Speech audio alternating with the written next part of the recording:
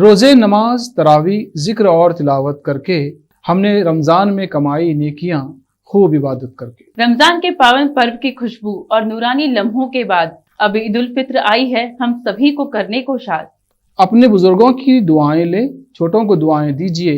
ईद के इस मुबारक दिन में शीर खुरमे का खूब लुत्फ लीजिए। खुशियों भरा वो दिन फिर एक बार आया है, छोटा बड़ा हर कोई देखो खिलखिलाया है।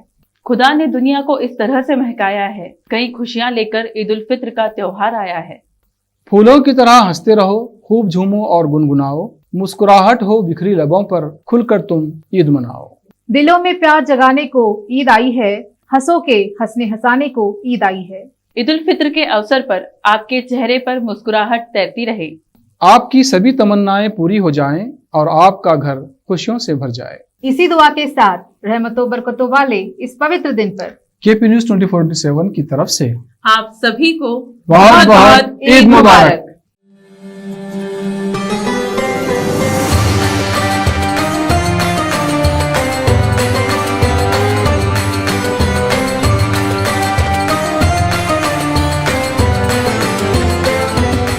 नमस्कार, आप देख रहे हैं केपी न्यूज़ 24/7। आपके साथ मैं अश्विनी। आइए पहले देखते हैं मुख्य समाचार। ब्रिम्स अस्पताल में डॉक्टर व कर्मियों की लापरवाही से एक मासूम ने गंवाई जान।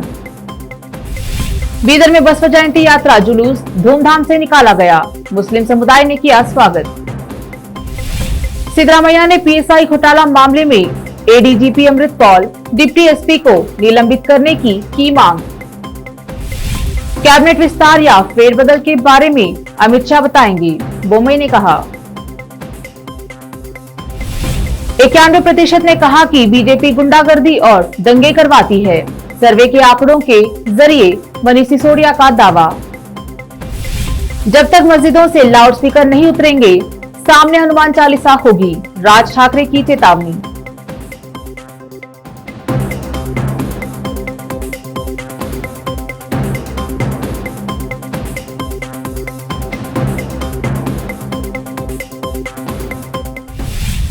अब समाचार विस्तार से। बीदर जिला सरकारी अस्पताल ब्रिम्स अक्सर चर्चे में रहता आया है। कभी दवाइयों की कमी तो कभी सफाई न होने का कारण होता आया है। आज फिर एक बार अस्पताल के डॉक्टर व कर्मियों की लापरवाही के कारण एक मासूम की जान जाने से चर्चा जोर पकड़ी हुई है।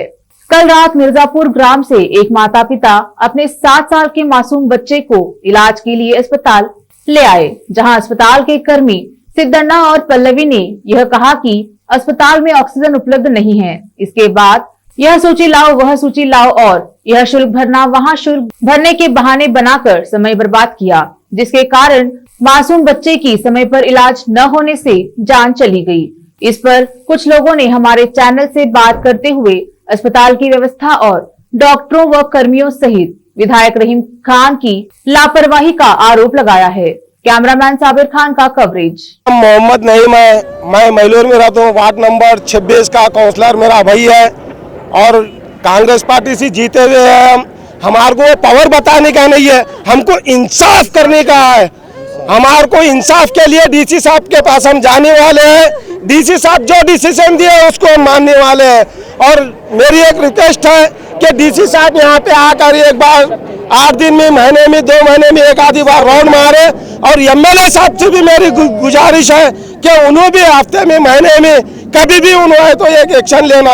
यहाँ पे डॉक्टर नर्स खाली फोन पे बिजी रह रहे, क्या बोले तो हाँ वो उधर जाओ बोल रहे, कभी बोले उधर जाओ बोल रहे। इन लोगों को ड्यूटी करना है क्या फोन पे बात करना है?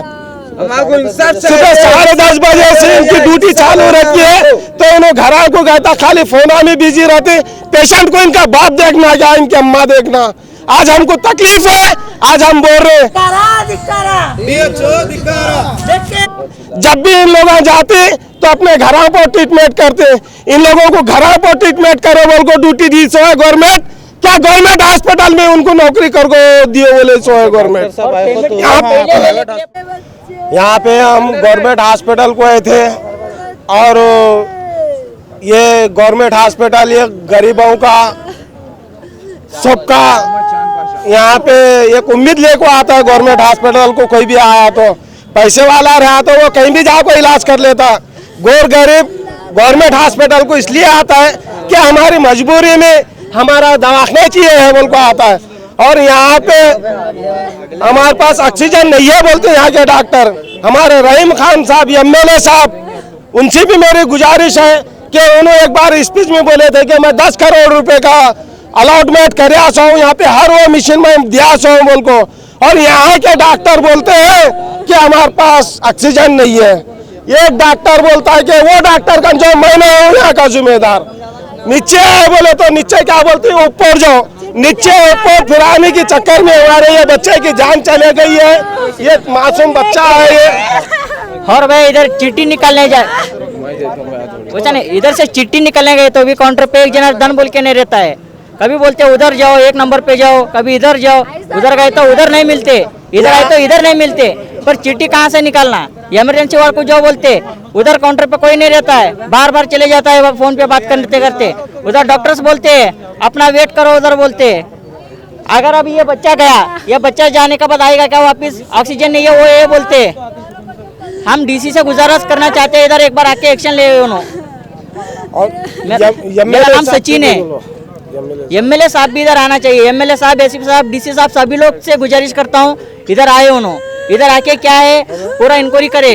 और ये हमारा 10:30 बजे से हेज फिर रहे हैं। डॉक्टर साहब क्या है प्राइवेट हॉस्पिटल को खोलेंगे क्या है कि वो हिसाब से उन्हें कर रहे हैं। अब क्या आप देखो DC साहब से हमारी गुजारिश है कि एक्शन ले लेना। और हमारे काबिल MLA साहब खाली आ रहे हैं, जुलूसा में फिर रहे हैं, उधर फिर रहे हैं, इधर फिर रहे हैं, ये मेन जगह नहीं आ रहे। उन्होंने क्या उन्होंने MLA साहब रह के क्या फ़ायदा है हमारे हस्ते, बोलो।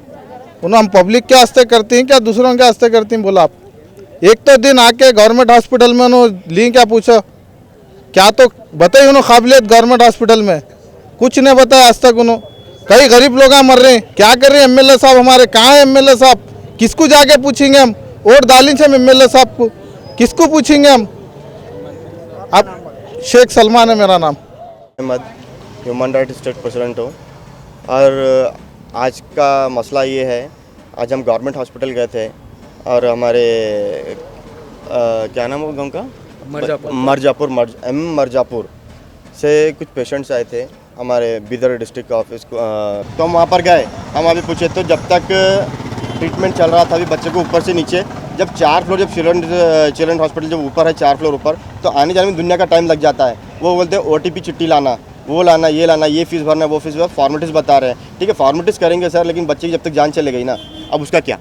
तो हम ये बताना चाह रहे हैं कि यहाँ पे इसका फैसिलिटीज़ दीजिए हमारे को। अगर आपके बच्चे होते तो आप ऐसे करते थे क्या, आप ऐसा नहीं करते थे। उसके बाद हम वहाँ से निकल के क्या करें, वहाँ पे हम सर्कल साहब से बात किए, सर्कल साहब बोले ठीक है हम उनको बात करेंगे, इनको बात करेंगे बोल के बोले, हम उसको ठीक है बोलकर बोले। फिर उसके बाद हम DC साहब के पास में गए, वहाँ पर हम धरना दे रहे थे, वहाँ पर एडिशनल DSP साहब आए थे, वहाँ पर उन्होंने बोले कि न्यूटन को जाने के लिए बोले। फिर न्यूटन को आए हम यहाँ पे, तो यहाँ पर हमारी बात सुनी गई यहाँ पर, लेकिन अभी कंप्लेंट कोई भी नहीं हुआ, खाली रेटिंग में लिए हैं हमारे पास से अभी, तो सभी कुछ भी नहीं हुआ है। लेकिन हम ये चाहते हैं कि यहाँ पर हमें कोई इंसाफ मिले। एक माँ से उसका बेटा छिन गया, एक बाप से उसकी औलाद चले गई, इसका दुख जिसकी औलाद जाती है, जिसकी चीज़ होती है उसको ज़्यादा दुख होता है। लेकिन हम एक सोशल वर्कर है, हम हमेशा से लोगों के साथ में हैं, गरीब के अच्छे बुरे में हम सबके साथ में हैं। हम भी गरीब है, हम कोई बहुत बड़े दानेदार बड़े आदमी नहीं हैं हम, लेकिन हमारा मंशा क्या है, हम सबके साथ में, सबको इंसाफ मिलना चाहिए। जब हॉस्पिटल जाता है आदमी तो उसको इंसाफ मिलना चाहिए, पुलिस जाता है उसको इंसाफ मिलना चाहिए। जब बड़े बड़े लोग बैठ के जब अपना अपना कुर्सी पे संभाल के जब काम करें तो फिर कहाँ से इंसाफ मिलेंगे गरीब गौर लोगों को। मेरा नाम मोहम्मद मिसबा अहमद। मंगलवार त्योहारों का दिन रहा, जहां ईद उल फितर और बसवा जयंती एक साथ मनाए गए। ईद की नमाज और बसवा जयंती सुबह मनाने के बाद बसवा जयंती का जुलूस सायंकाल निकाला गया। यह जुलूस शहर के बसवेश्वर चौक से मूर्ति को मालार्पण करने के बाद जुलूस का आगाज बाजे गाजे के साथ किया गया। इस अवसर पर विधायक रहीम खान, भाजपा नेता सूर्यकांत नागमारपल्ली, बूढ़ा अध्यक्ष बाबू वाली, वरिष्ठ पत्रकार शिवशरणप्पा वाली, कांग्रेस महिला नेता मीनाक्षी संग्राम, जनता दल बीदर जिला अध्यक्ष रमेश कुमार सोलपुर सहित अन्य बसवा ज्योति यात्रा जुलूस सहित अन्य उपस्थित रहे। इस बसवा जयंती यात्रा जुलूस को चालान जिला पंचायत के पूर्व उपाध्यक्ष विजय कुमार पाटिल और जनता दल के जिला अध्यक्ष रमेश कुमार पाटिल ने दी। यह यात्रा पुराने शहर के चौबारा गवान चौक से गुजरा, जहां विभिन्न मुस्लिम संगठनों ने जुलूस का स्वागत किया और जलपान की व्यवस्था की। इस अवसर पर शाहीन शिक्षण संस्थान के अध्यक्ष डॉक्टर अब्दुल खदीर, जासमिन संस्थान के अजीज खान, वरिष्ठ पत्रकार काजी अलाउद्दीन अली बाबा, अहमद सेठ सहित अन्यों ने जुलूस का स्वागत किया और जलपान की व्यवस्था की। हमारे कैमरामैन साबिर खान का कवरेज। पूर्व मुख्यमंत्री और कांग्रेस नेता सिद्धरामैया ने अतिरिक्त पुलिस महानिदेशक अमृतपाल और डिप्टी एसपी शांत कुमार को निलंबित करने की मांग की है, जो पुलिस सब इंस्पेक्टर भर्ती परीक्षा घोटाला होने पर भर्ती विंग में थे। राज्य सरकार ने स्वीकार किया है कि कदाचार हुआ था। सिद्धरामैया ने पूछा, इन दोनों पुलिस अधिकारियों का तबादला क्यों नहीं किया गया और उनके खिलाफ कोई प्राथमिकी दर्ज नहीं की गई या कार्रवाई नहीं की गई। इस बीच कर्नाटका में आम आदमी पार्टी ने केपीसीसी और कथित पुलिस सब इंस्पेक्टर भर्ती घोटाले की उचित जांच की मांग की है। कर्नाटका के मुख्यमंत्री बसवराज बोम्मई ने बुधवार को कहा कि केंद्रीय गृह मंत्री अमित शाह राज्य मंत्रिमंडल के विस्तार या फेरबदल के बारे में भाजपा के केंद्रीय नेतृत्व के फैसले पर उनसे संवाद करेंगे। शाह के बेंगलुरु दौरे के दौरान विभिन्न कार्यक्रमों में हिस्सा लिया और बोम्मई के आधिकारिक आवास पर दोपहर के भोजन में शामिल हुए, जहां वह राज्य के चुनिंदा भाजपा नेता मौजूद रहे। बोम्मई ने कहा कि अमित शाह दिल्ली जाने के बाद मंत्रिमंडल फेरबदल पर बताएंगे। बोम्मई के करीबी सूत्रों ने कहा कि कर्नाटका के मुख्यमंत्री बसवराज बोम्मई को केंद्रीय गृह मंत्री अमित शाह ने नेतृत्व परिवर्तन की अटकलों पर ध्यान दिए बिना पद पर बने रहने के लिए कहा।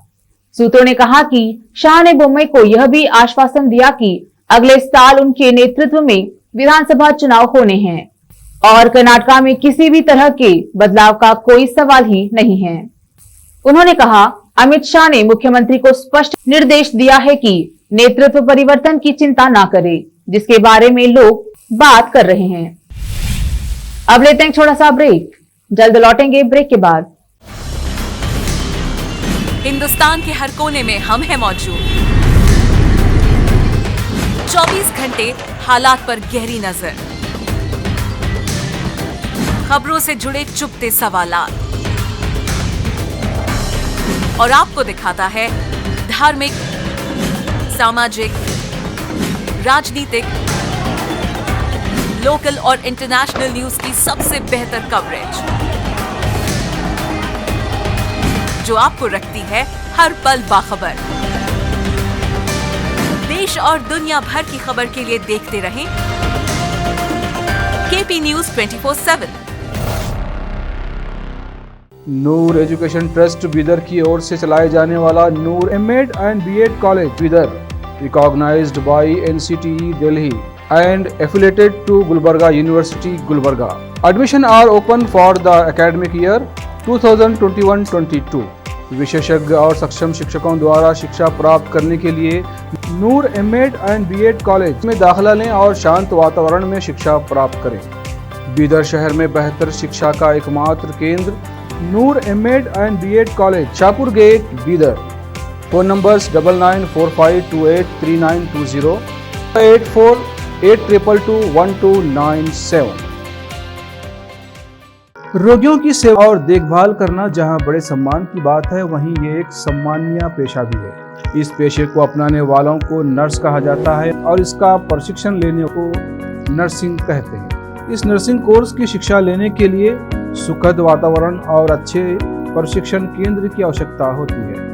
नर्सिंग कोर्स की शिक्षा देने वाला बीदर में एकमात्र केंद्र है श्री नानक झिर्रा साहेब फाउंडेशन बीदर की ओर से चलाए जाने वाला Shri Nanak Jhirra Saheb college of nursing, affiliated to Rajiv Gandhi university of health science Karnataka, जहां पर विशाल क्लासरूम, बेहतर प्रयोगशाला, कम्युनिटी लैब, न्यूट्रिशन लैब, विशाल और सुखद वातावरण में नर्सिंग की शिक्षा देने की सुविधा, विशाल और सुंदर कॉन्फ्रेंस हॉल, हवादार और बड़ी सी लाइब्रेरी के साथ साथ सभी प्रकार की उपयोग की जाने वाली सामग्री के साथ एनाटॉमी लैब और एडमिनिस्ट्रेशन ऑफिस उपलब्ध है।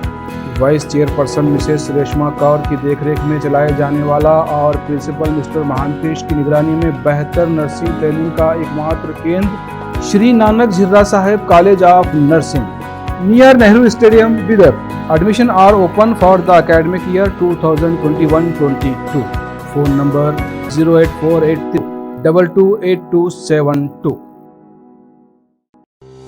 जब अपने सपनों का नया घर बन जाए तो उसे सजाने के लिए जहां घर की दूसरी सामग्रियों की जरूरत होती है, वही घर का मुख्य पात्र होते हैं द्वार, खिड़कियां, अलमारी।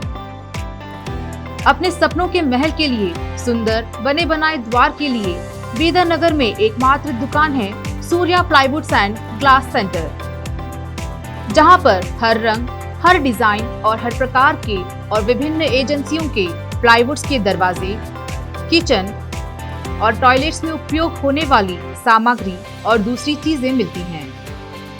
घर बनाने में उपयोग की जाने वाली सभी चीजों को खरीदने के लिए आज ही चले आइए आपके अपने शहर बीदर का आपका अपना shop Surya plywoods and glass centre, Parvati complex, BVB college road, Bidar.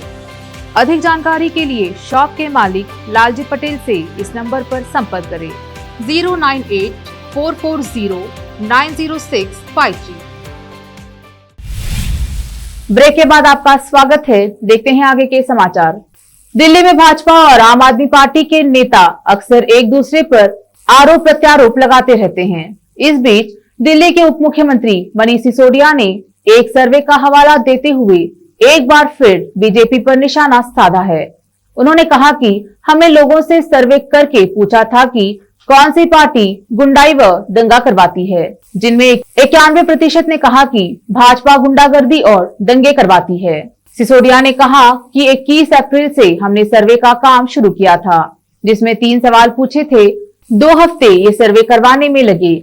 इसको IVR कॉल, फील्ड वर्क और कैटी सर्वे 3 तरीके से करवाया गया। इसमें 11,54,231 लोगों से बात हुई। पूरी दिल्ली में ये सर्वे करवाया गया। सर्वे में 91% ने कहा कि भाजपा गुंडागर्दी व दंगे करवाती है, वहीं 8% ने कांग्रेस को और 1% ने अन्य को कहा।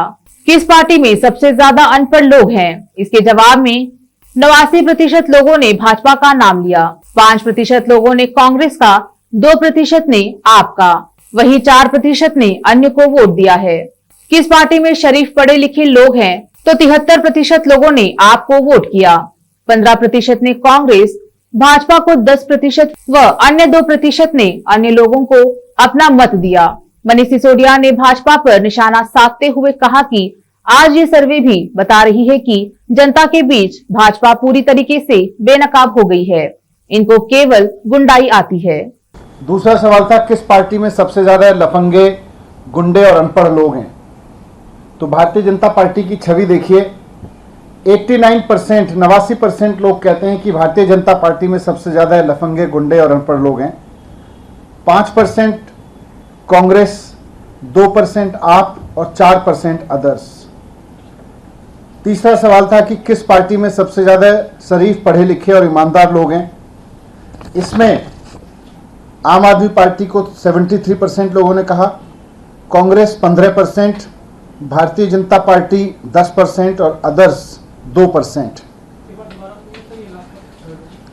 73% आप, कांग्रेस 15%, बीजेपी 10%, अदर्स 2%।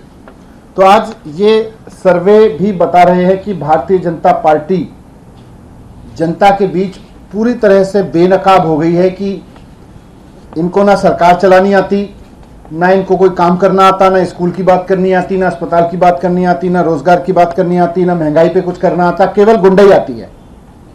जहां भी इनको सत्ता मिलती है केवल और केवल गुंडाई दिखाते हैं, गुंडाई करते हैं सड़क पर उतर के, वो चाहे मुख्यमंत्री के घर पे चढ़ाव करना हो या आम आदमी के घर पे चढ़ाव करना हो, गुंडाई के अलावा इनको कुछ नहीं आता और उसी में माहिर हैं भारतीय जनता पार्टी के लोग। जनता भी इस बात को मानती है। 11,54,231 लोगों ने इस बात को मोहर लगाई है कि भारतीय जनता पार्टी वाकई एक गुंडागिरी की पार्टी है, अब वो जनता और सरकार की पार्टी नहीं है।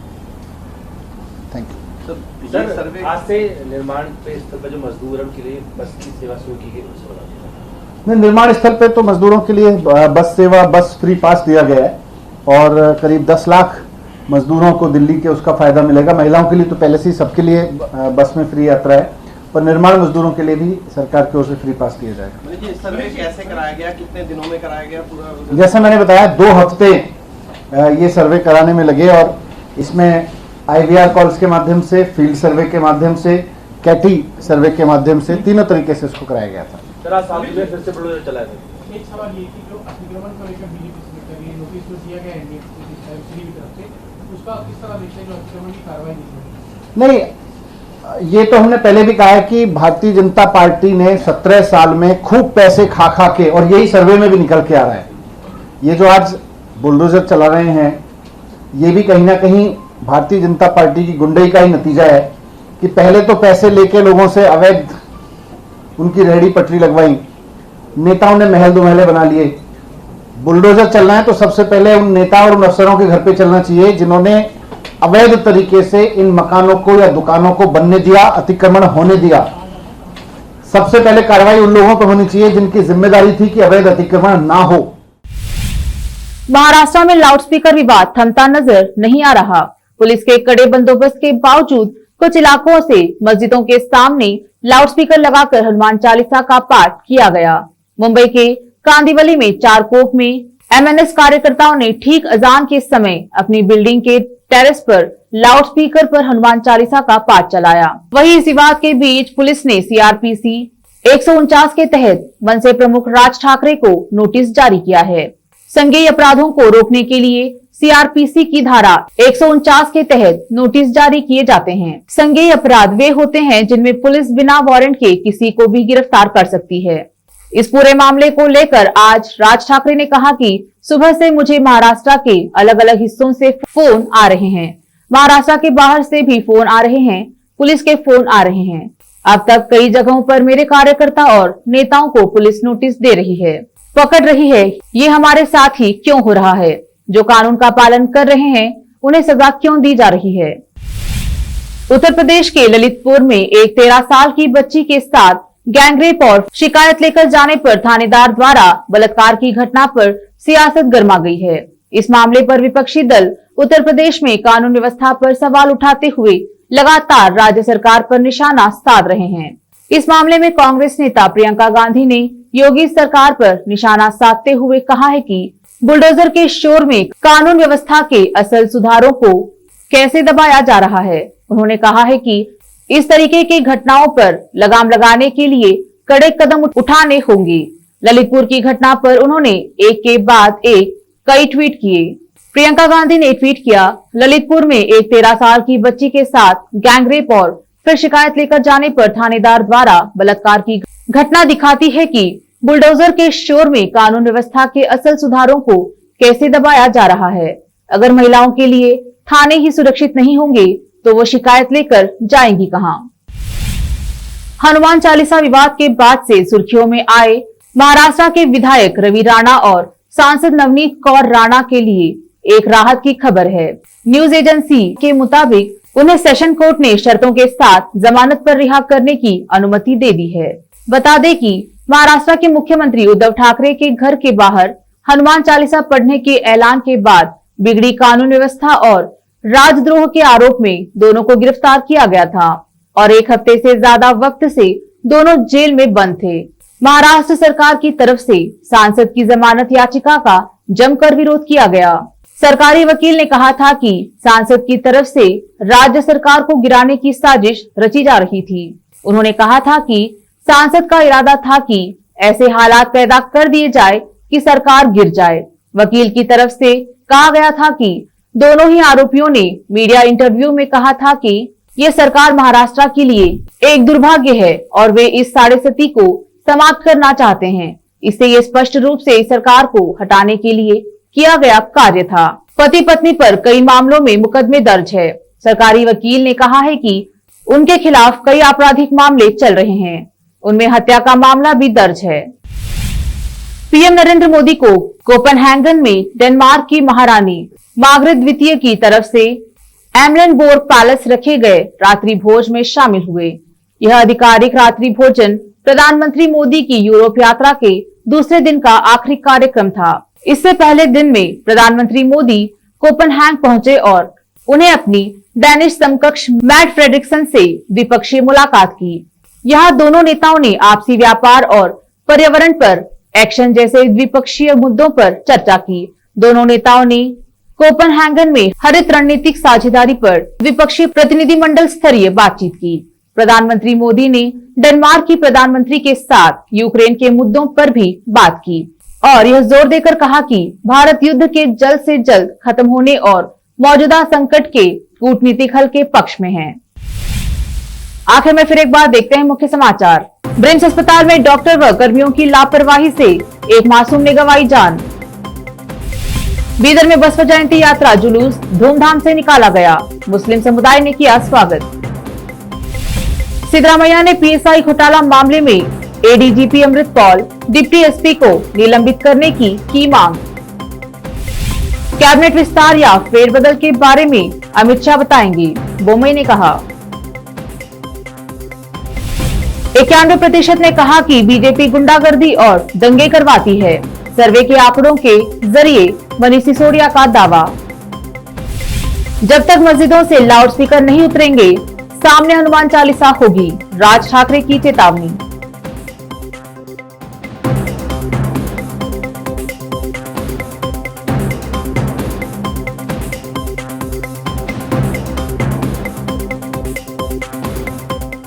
मैं अश्विनी आपसे विदा लेती हूँ। फिर मुलाकात होगी कुछ और समाचारों के साथ।